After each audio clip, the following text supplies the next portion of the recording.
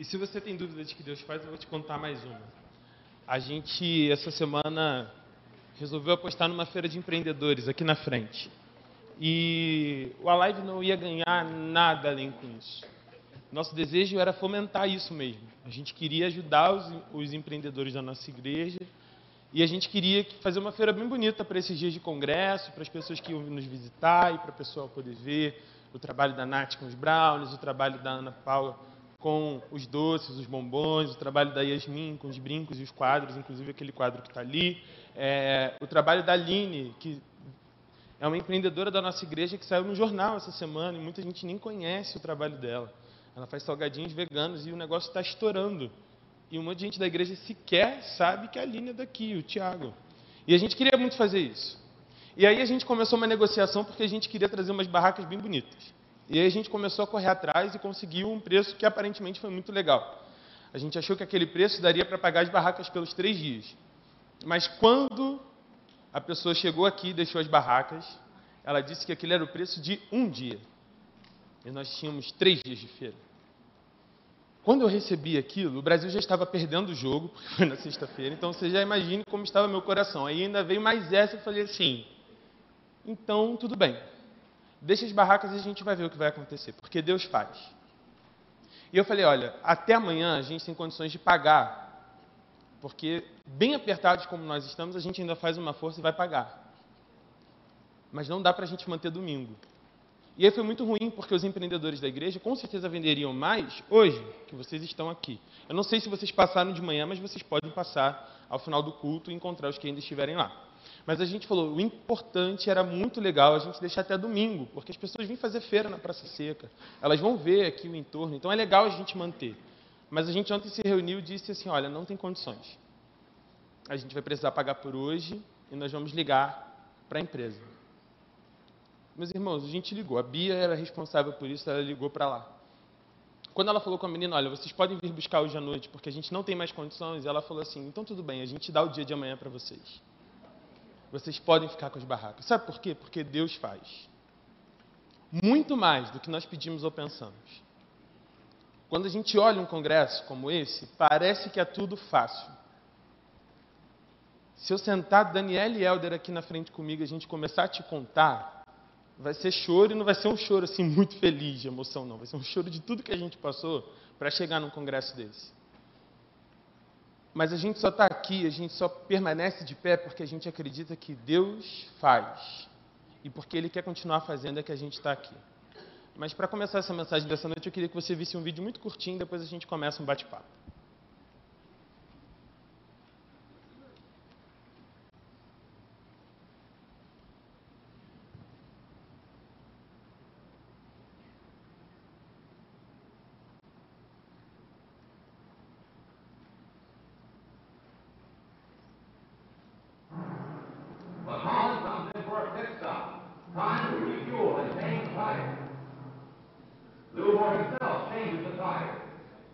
Only 4 crew members, including the driver, are allowed to work on the car. It's a tense time. Holland stays in his seat, anxious to get away. Let's watch.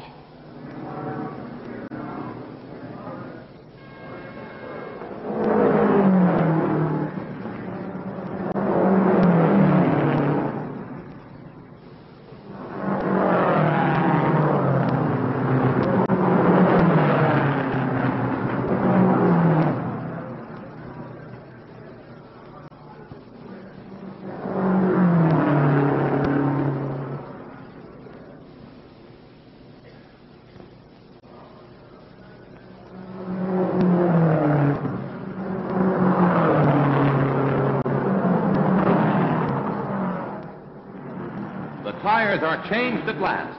A crewman polishes the windshield as Holland moves away just 67 seconds after he stopped.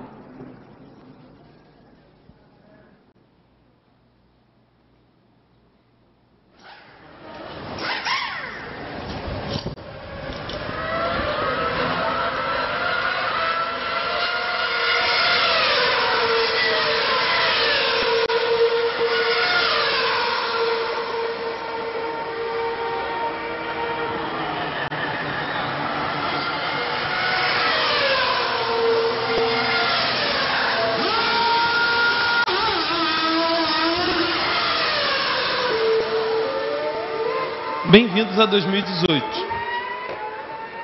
Bem-vindos ao século XXI e o mundo onde a gente vive. Esse vídeo é de 2013, eu tenho certeza que esse negócio já está um pouco mais rápido do que é. Mas por que era interessante te passar esse vídeo antes de começar essa mensagem? Porque a grande ideia desse congresso é te contar que o mundo mudou. Parece que às vezes a gente está vivendo ainda num mundo velho, onde as coisas são sempre do mesmo jeito, mas o mundo mudou muito.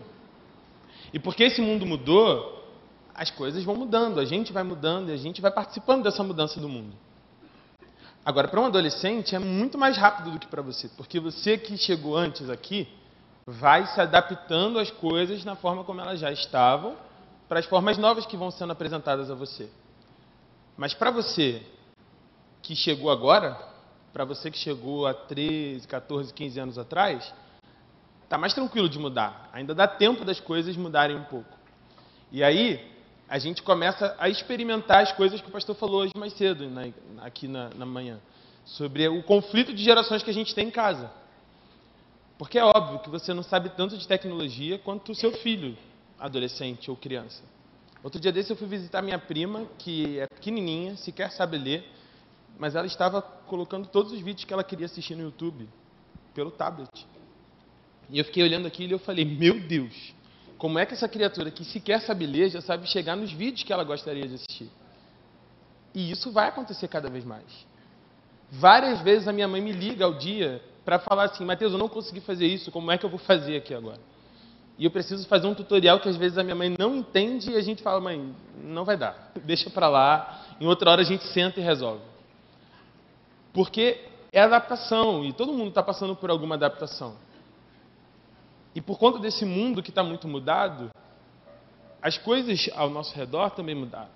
E a gente falou aqui sobre empreendedorismo primeiro, na sexta-feira, porque a ideia que a gente tem é que as relações de trabalho vão mudar um pouco. E tem muita gente querendo empreender e a gente queria que essa galerinha tivesse contato com o empreendedorismo.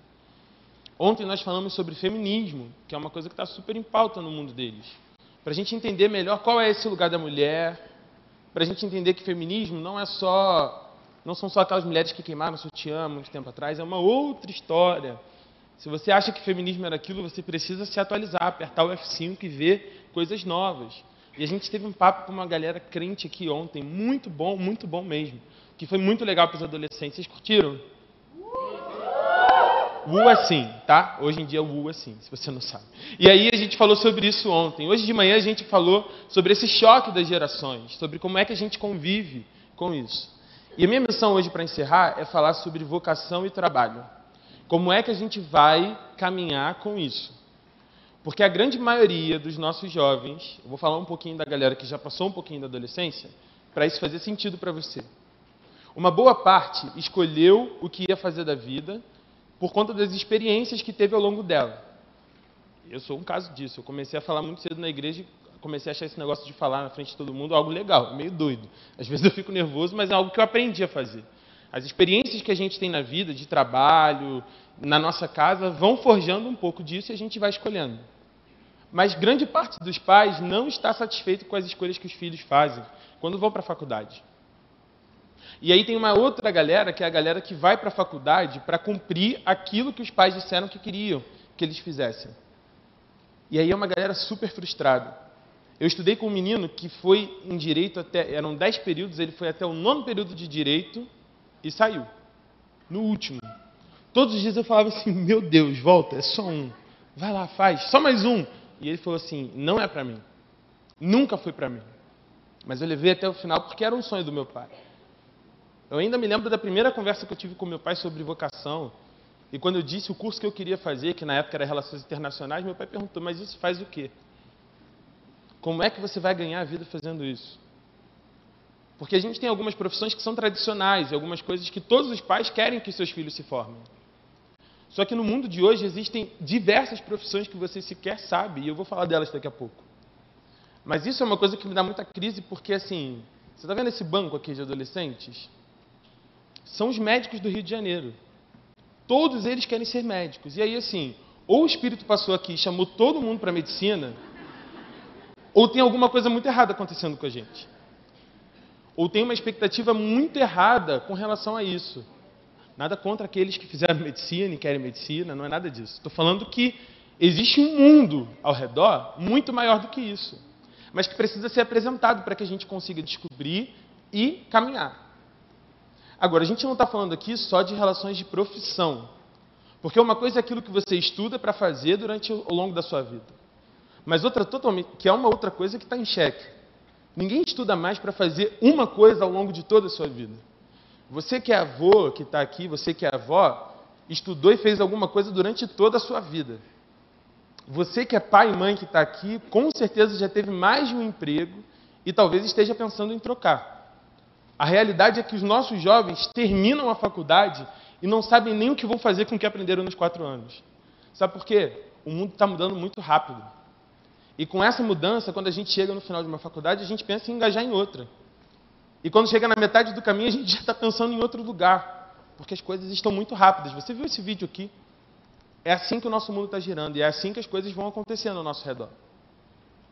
E aí a minha preocupação é como é que a gente vai aliar a ideia que esses adolescentes têm de profissão, aquilo que eles gostariam de fazer para ganhar a vida, aquilo que eles gostariam de fazer para dar sentido às suas vidas no mundo, ganhar dinheiro, construírem aquilo que eles querem construir e, ao mesmo tempo, atenderem o seu propósito de vida, que é uma outra coisa totalmente diferente. Uma coisa é aquilo que você faz todos os dias e aquilo ali te dá sustento. Mas, infelizmente, nem todas as pessoas trabalham naquilo que lhes traz propósito de vida. O que te traz propósito de vida é aquilo que você faz e você faria sem receber nada e ficaria muito feliz ainda que você tivesse um dia cansativo. Você pode dizer que o que você faz hoje é o que te dá propósito de vida? Eu me lembro que uma vez eu trabalhei num colégio durante um tempo e eu tinha um horário muito cheio. E assim, eu comecei a trabalhar lá como inspetor. O meu trabalho era abrir e fechar portas, ligar e desligar ar-condicionado, olhar turmas quando o professor sabe. Vocês imaginam como era bom esse momento? Esse era o meu trabalho. Depois que passou um tempo, eu percebi que, na verdade, o meu trabalho não era aquele, mas era o de cuidar daqueles adolescentes. E aí, conforme eu ia para aquele trabalho, por mais cansativo ou doido que ele fosse, eu voltava para casa cada dia mais realizado e certo do que eu estava fazendo. Você tem esse sentimento quando você volta para casa? A minha sensação é que a gente diz para eles que existe um jeito de ser feliz, e um jeito de ganhar dinheiro, e um jeito de chegar em algum lugar, que a maioria que tentou ou não conseguiu ou não está feliz. Mas a gente diz, olha, esse é o caminho, você tem que andar por aqui. E aí o que vai acontecer é que essa galera daqui a pouco vai chegar lá e antes de você vai dizer assim, não é aqui. E vai chutar o balde. Na hora que eles chutarem o balde, ao invés de você apoiar, você vai se decepcionar com eles. Então nessa noite o que eu queria muito que a gente entendesse aqui é como a gente alia o propósito que a gente tem de vida e de alguma forma vai ganhar a vida com isso que a gente faz. Como é que cada um de nós foi vocacionado para fazer alguma coisa e isso de alguma forma vai fazer bem para o mundo inteiro, não só para a gente. Quero te convidar a abrir a sua Bíblia em 1 Samuel, no capítulo 16. Vamos visitar essa parte da nossa Bíblia, que é o Antigo Testamento. 1 Samuel, no capítulo 16, eu quero contar um pouco sobre a história de um cara que você já conhece, chamado Davi.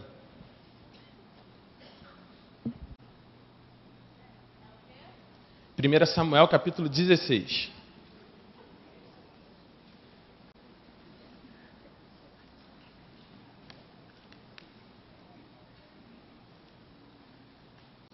A gente vai a partir do 1, eu quero ler junto com você esse texto, quero que você acompanhe na sua Bíblia, e a gente vai refletir em cima dele hoje. O Senhor disse a Samuel, até quando você irá se entristecer por causa de Saul? Eu o rejeitei como rei de Israel. Enche um chifre com óleo e vá a Belém. Eu o enviarei a Jessé. Escolhi um de seus filhos para fazê-lo rei. Samuel, porém, disse, como poderei ir? Saul saberá disto e me matará. O Senhor disse, leve um novilho com você e diga que foi sacrificar ao Senhor. Convide Jessé para o sacrifício e eu mostrarei a você o que fazer. Você irá ungir para mim aquele que eu indicar. Samuel fez o que o Senhor disse. Quando chegou a Belém, as autoridades da cidade foram encontrar-se com ele, tremendo de medo, e perguntaram, vens em paz? Respondeu Samuel, sim, venho em paz. Vim sacrificar ao Senhor. Consagrem-se e venham ao sacrifício comigo. Então ele consagrou Jessé e os filhos dele e os convidou para o sacrifício. Quando chegaram, Samuel viu Eliabe e pensou: com certeza é este o que o Senhor quer ungir. O Senhor, contudo, disse: Samuel, não considere sua aparência nem sua altura, pois eu o rejeitei. O Senhor não vê como o homem vê a aparência, mas o Senhor vê o coração. Então Jessé chamou Abinadab e levou a Samuel. Ele, porém, disse: o Senhor também não escolheu a este. Em seguida, Jessé levou Samá a Samuel, mas este disse: também não foi este que o Senhor escolheu. Jessé levou a Samuel 7 de seus filhos, mas Samuel lhe disse: o Senhor não escolheu nenhum destes. Então perguntou a Jessé: estes são todos os filhos que você tem? Jessé respondeu: ainda tenho o caçula, mas ele está cuidando das ovelhas. Queria que você focasse muito nesse versículo. E eu queria que você substituísse a caçula por adolescente, porque Davi era um adolescente aqui.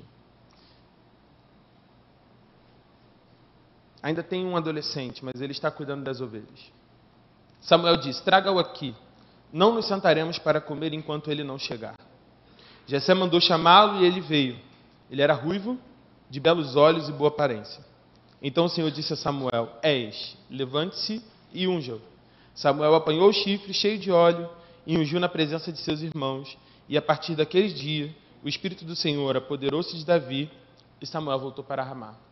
Vamos falar com Deus mais uma vez? Pai, dá-nos a Tua palavra nessa noite e nos auxilie no entendimento daquilo que o Senhor tem para nós, em nome de Jesus. Amém. Você conhece essa história. Saul já tinha feito tudo o que ele podia, aquilo que ele não podia, e o profeta estava muito irritado com Saul. Até o dia em que Deus olha para aquela situação e diz: Samuel, até onde você vai ficar se chateando com Saul? Não dá mais, eu não estou mais afim de Saul. Saul já fez tudo o que ele não podia fazer e ele sabe disso, e eu quero que você unja um novo rei para Israel. Aquele povo que era tão rebelde, mas que queria um rei como as outras nações queriam, teve o seu primeiro rei, e Saul foi um cara muito desobediente diante de Deus. E o tempo passou. E porque o tempo passou, Deus escolheu o próximo, aquele que iria substituir Saul. Só que quando Saul foi escolhido, Saul já estava, entre aspas, pronto para fazer aquilo. Saul já era homem, Saul já estava ali e ele já se tornou o rei de Israel. Mas ao passar dos anos, conforme ele foi vivendo tudo que ele viveu, o Senhor escolheu agora um adolescente para substituí-lo. Agora, essa chegada de Samuel na casa de Jessé para a escolha de Davi me mostra algumas coisas que eu queria compartilhar com você nessa noite. Coisas que a gente deve se atentar quando a gente está indicando alguém, quando a gente está pensando num futuro, num projeto para os nossos adolescentes. E é como eu tenho olhado para eles e queria incentivar você a olhar também. A primeira coisa que me chama a atenção nesse texto é que Deus, ele não olha as aparências, mas ele olha o coração de Davi. Quando Samuel chega, ele começa a olhar para aqueles irmãos mais velhos e ele começa a achar que é o mesmo critério do Saul. Porque o Saul era alto, o Saul era forte, o Saul era belo. Então, quando ele viu o primeiro irmão, o irmão mais velho de Davi, ele falou: é esse aí que vai ser o rei de Israel. E aí o Senhor já fala de cara para ele assim: olha só, Samuel, calma, porque eu não estou à procura de aparências. Eu estou à procura de um coração. Isso me faz lembrar o que Jesus fala muito tempo depois, quando ele vai ensinar os seus discípulos a orar. E ele diz que quando a gente for orar, o importante é a gente entrar no nosso quarto, se ajoelhar e falar com o Pai que nos vê em secreto. Ele não fala: vai para o quarto e fale com o Pai que te ouve em secreto. É com o Pai que te vê em secreto. Porque enquanto estamos ajoelhados ali falando com o Senhor no nosso quarto, Ele nos olha.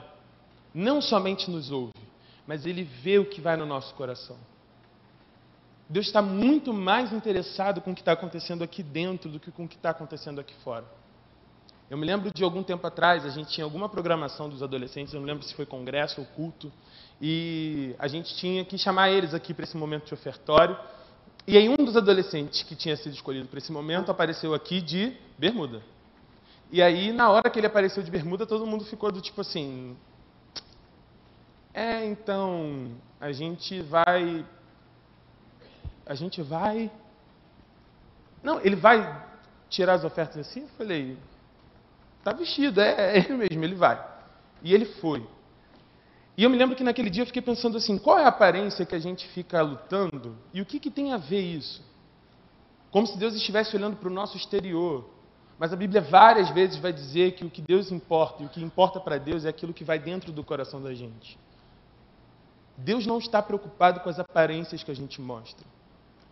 A gente é que está tão preocupado com isso que a gente virou uns doentes das redes sociais.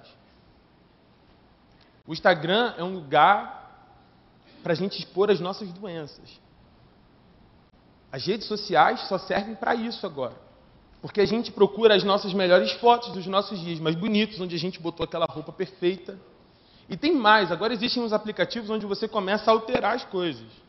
Se você está meio gordinho, você vai se afinando na foto. Se você está com a cara um pouco amassada, você dá um negócio aqui e estica a cara. Aí quando você olha a foto da pessoa na rede social e ao vivo, você fala assim, tem algo errado que não está certo. Porque a gente começou a entrar nessa de ter uma beleza impossível e de viver uma felicidade que é impossível viver.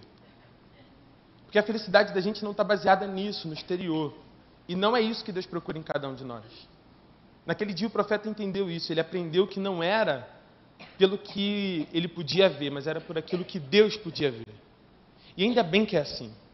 Porque se nós fôssemos escolhidos por conta do que é externo, talvez nenhum de nós seríamos escolhidos, mas porque somos escolhidos pelo que vai dentro, Ele continua nos escolhendo. E Ele continua fazendo. Eu lembro de novo do que aconteceu com as barracas. Não era na intenção de fazer uma coisa só fora, bonita, e mostrar para todo mundo que o Alive faz. Era a intenção do nosso coração de fazer algo bom para os nossos empreendedores aqui. Qual a intenção do teu coração hoje? Quando o Senhor nos sonda, nesse momento que Ele passa por aqui, o que é que Ele encontra aqui dentro? Isso é muito superior ao que a gente externa. É muito superior ao que a gente mostra, ao que a gente fala. É o que está aqui dentro. É isso que Deus continua procurando, e isso Ele tinha em Davi. Então essa é a primeira coisa que eu queria que você lembrasse. Deus não está preocupado com a aparência, Ele está preocupado com corações. E quando você se ajoelha, lembre-se, Ele não só te ouve, mas Ele também te vê. Segunda coisa que eu aprendi com esse texto é que Deus não está interessado em idade ou muita experiência, mas em propósitos. E naquilo que Ele tem a fazer a partir desses propósitos que Ele tem. Davi era um menino ainda. Davi tinha muito para aprender. Mas aprovou o Senhor que fosse Davi. Ele escolheu Davi. Ele não estava interessado se ele era o mais velho ou o caçula da casa. Ele não estava interessado se ele tinha um currículo muito bom ou tinha muita experiência de mercado. Ele estava interessado naquilo que Davi era, de fato, do caráter de Davi. Eu lembro de um amigo que estava contando do que aconteceu na igreja dele. A igreja dele perdeu seu pastor e eles começaram a fazer um processo de sucessão pastoral. E aí começou a colocar os critérios para que alguém fosse pastor. E um desses critérios é que o pastor tivesse mais do que 35 anos. E aí começou-se uma briga, porque tinha que ser casado, tinha que ser mais velho e tal. E aí um dos irmãozinhos se levantou e falou assim, meus irmãos, se a gente continuar assim, a gente não vai arrumar pastor nenhum, sabe? Porque nem Jesus podia ser pastor da nossa igreja. Com 35 ele não podia pastorear aqui. E aí aquela galera que estava naquele parou e começou a pensar. Às vezes a gente coloca os critérios de que os melhores são aqueles que são mais velhos, mas eu me lembro daquilo que Paulo diz lá aos Coríntios, lá no primeiro capítulo da carta aos Coríntios, de que quando ele nos chamou nós não éramos nada. E ele escolhe as coisas loucas para confundir as coisas sábias. Aquelas que não são, para humilhar as que são. E para fazer aqueles que não são serem algo. É assim que o nosso Deus trabalha. E é assim que Ele vai nos chamar. Às vezes a gente pensa que a gente, para fazer alguma coisa, tem que estar muito capacitado, muito estudado. A gente precisa estar muito disponível. Aquilo que Deus mais quer é que nós estejamos disponíveis para fazer. Deus não está interessado se você está muito velho ou muito novo, se você tem muito tempo ou pouco tempo. Eu me lembro do Juca. Juca está chegando agora, está nem aqui com a gente hoje. Juca está chegando no meio dos adolescentes, e Juca é um adolescente que fala muito bem, espontâneo, anima a galera, né, gente? No grupo, você manda uma mensagem, ninguém fala nada, o Juca manda 10. O Juca está sempre lá com a gente. Eu falei, Juca, você tem que dirigir um dos cultos. Gente, o Juca começou a suar na minha frente.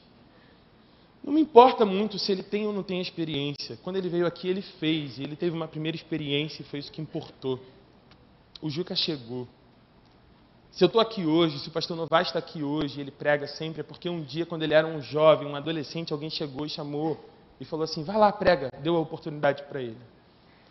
Sabe qual é a oportunidade que nós mais velhos temos de fazer? Dar a vez para os mais novos. Chegou a vez da gente dar a vez. Chegou a vez da gente entender quando é nosso tempo de sentar, quando é nosso tempo de compartilhar, quando é nosso tempo de fazer, porque essa galera tem gás para fazer, mas ela precisa que você dê a sua vez para que eles façam. A gente precisa começar a dar a nossa vez e experimentar aquilo que Deus tem para fazer. Agora, Deus viu que o Davi estava servindo. Davi não estava parado em casa. Quando ele foi na casa do Jessé, onde é que o Davi estava? Pastoreando ovelhas. Ele quer aqueles que estão dispostos a fazer. Mas aí vem a terceira coisa que eu aprendo com esse texto aqui. Davi chegou, o Samuel chegou, olhou 7 filhos, não era nenhum daqueles, e ele pergunta, acabaram seus filhos? E ele diz o seguinte, ainda tem o caçula, mas ele está cuidando das ovelhas.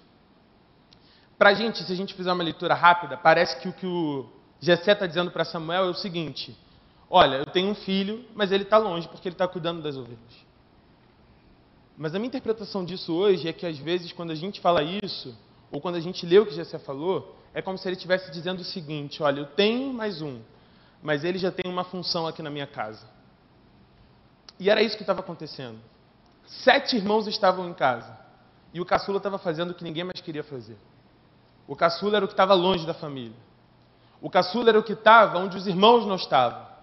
Porque em casa a gente tem o conforto, em casa a gente tem o Yakult da mamãe, em casa a gente tem o Netflix, em casa a gente tem tudo.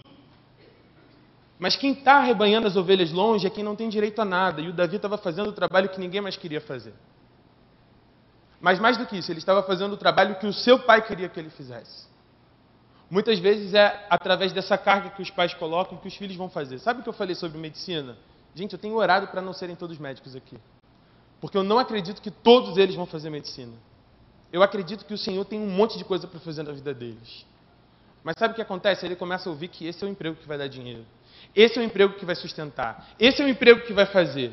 E aí, aquilo que nem era sonho, começa a se tornar um sonho de alguém que nunca sonhou, na verdade, sobre isso.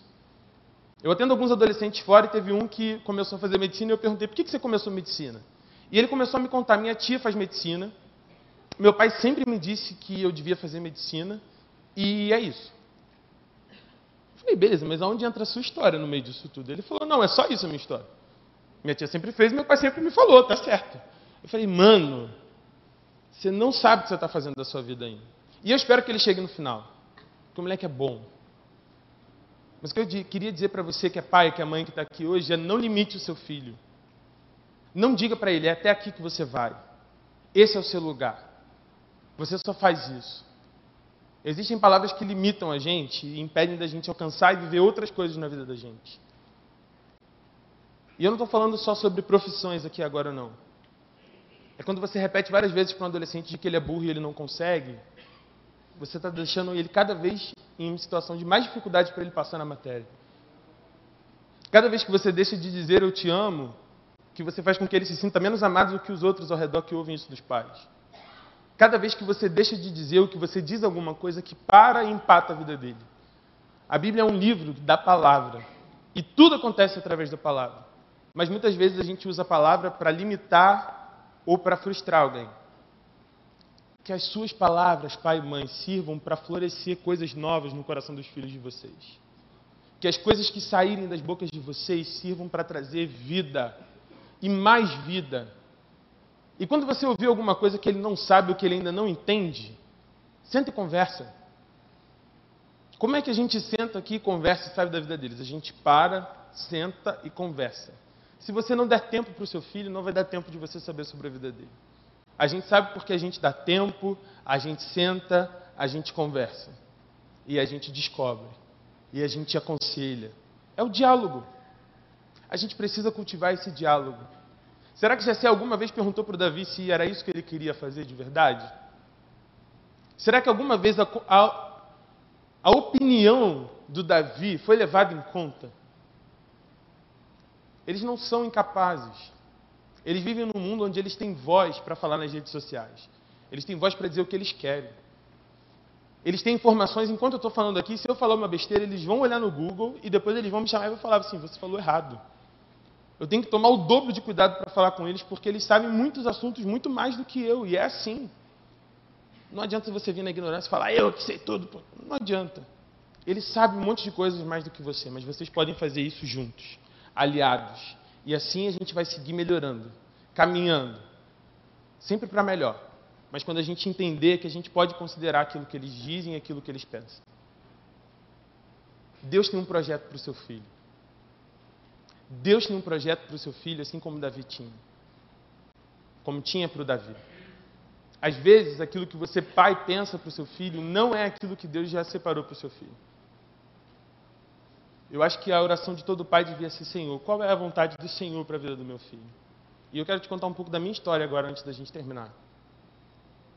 Eles já sabem, porque eu já contei várias vezes isso para eles. Eu comecei uma faculdade porque eu queria muito ganhar dinheiro. E porque eu queria viajar o mundo. Eu ainda quero viajar o mundo. O dinheiro a gente já deixou para lá. Mas eu comecei uma universidade pensando nisso. Eu vou conseguir, eu vou ganhar dinheiro, eu vou nesse caminho. E bastou um semestre, depois de todo o pré-vestibular, depois de tudo que eu fiz, para eu entender que eu estava no caminho errado. E aí eu queria ir para o seminário, e na primeira vez eu falei com os meus pais, e eles falaram assim, você é muito novo. Não está no tempo de você ir agora. E eu ouvi aquilo, comecei uma outra faculdade, e comecei a trilhar um caminho que não era o meu, mas era um caminho provisório, era um caminho temporário, e eu tinha certeza daquilo, e eu continuei falando com Deus. Até que chegou um dia onde era impossível eu continuar a caminhada onde eu estava. Porque eu senti que Deus foi me buscar dentro da faculdade. Imagina você, um final de período, uma palestra, e eu fiquei, nitidamente por conta da comida que tinha no final da palestra, e nós ficamos ali, e o cara começou a dizer assim, olha, o que é que você está fazendo da sua vida, parceiro? Você não vai chegar onde você tinha que chegar porque você está no lugar errado. E eu comecei a olhar e falei assim, em que momento isso aqui virou um culto e eu me perdi? E o cara começou a palestra e tudo que ele falava ali era comigo. Eu quase levantei a mão e falei, eu aceito. Porque ele não parava de falar coisas que eu precisava ouvir. E eu ouvi aquilo e eu comecei a falar, meu Deus, é comigo isso? E eu lembro que eu peguei o BRT e da Barra até Cosmos, é um tempo assim, longo para você fazer muitas orações. É como Jonas 3 dias, é quase igual. Eu fui orando ao Senhor. E era uma sexta-feira e eu falei assim, Senhor, você precisa fazer alguma coisa nesse final de semana na minha casa. E aí eu me lembro que minha mãe é uma pessoa que acorda já, tipo assim, fazendo tudo e mais um pouco e tal. Minha mãe sentou e foi tomar café.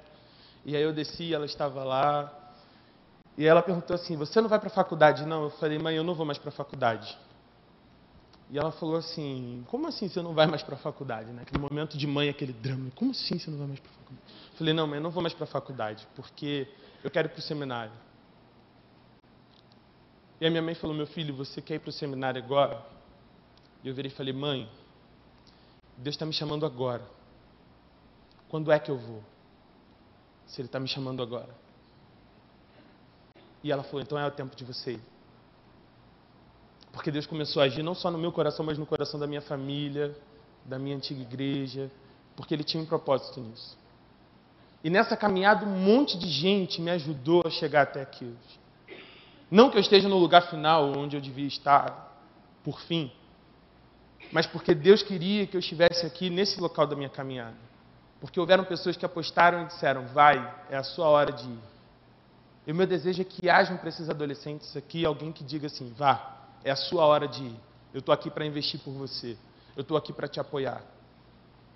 Você que traz seus filhos na igreja desde pequeno, não se assuste se um dia o Senhor chamar o seu filho para ser um missionário em povos distantes. Você que ora para o Senhor levantar missionários nessa igreja, não se assuste se o missionário sair da sua casa. Deus pode falar com o seu filho, e se Ele estiver convocando o seu filho, sinta-se agraciado. Faça como Maria que disse, agraciada sou eu, porque sou mãe de alguém que vai fazer alguma coisa que vai mudar o mundo. Você, pai e mãe que está aqui, pode ser pai e mãe de um adolescente que vai mudar o mundo. Mas isso começa quando você dá oportunidade e você ouve aquilo que ele está dizendo. Pais que ouvem aquilo que seus filhos estão dizendo. E tem uma última coisa. A quarta e última coisa que eu aprendo com esse texto. Haviam 7 irmãos. Quando Davi chegou, o 8º, Deus falou, Samuel é esse, pode ungir. E ele foi ungido. Mas outros 7 não foram. Às vezes a gente tem uma ideia de que todo mundo foi chamado e vocacionado para ser rei. Mas nem todos nós fomos chamados para as mesmas coisas. Outros 7 irmãos continuaram em casa e seguiram outros caminhos. E podem ter sido tão especiais quanto Davi foi, fazendo outras coisas. A gente tem até aí o relato da história de um deles, dos 8 filhos de Jessé, daquele que se tornou rei e era o caçula. Mas não ache que na sua casa você é aquele que não deu certo ou aquele que não pode fazer nada. Não ache que porque o seu irmão chegou num lugar você não vai chegar. Não ache que porque um foi melhor numa profissão, você é pior. Não. Alguns são chamados para ser reis e outros são chamados para ser outras coisas. Você, pai, não acha que todo mundo vai tratar seu filho como rei o tempo todo. Não tem vaga para todo mundo no mundo ser rei. Mas dê todas as necessidades, tudo aquilo que ele precisar, supra, para que ele possa chegar o mais longe possível. Mas lembre-se, e lembre-se, adolescente, nem todos vocês serão um grande sucesso na vida. Mas aqueles de vocês que conseguirem unir aquilo que fazem trabalhando com aquilo que dá propósito à vida de vocês, vai casar de uma forma que vai ser incrível para todo mundo que estiver ao seu redor.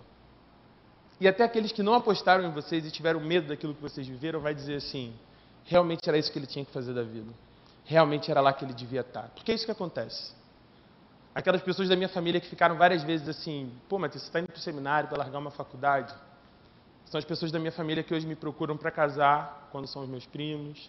São as pessoas da minha família que têm orgulho pelas coisas que eu estou fazendo.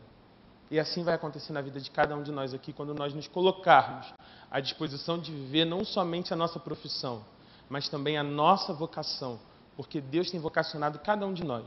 E eu tenho certeza que Ele quer usar as nossas vidas por onde quer que a gente vá.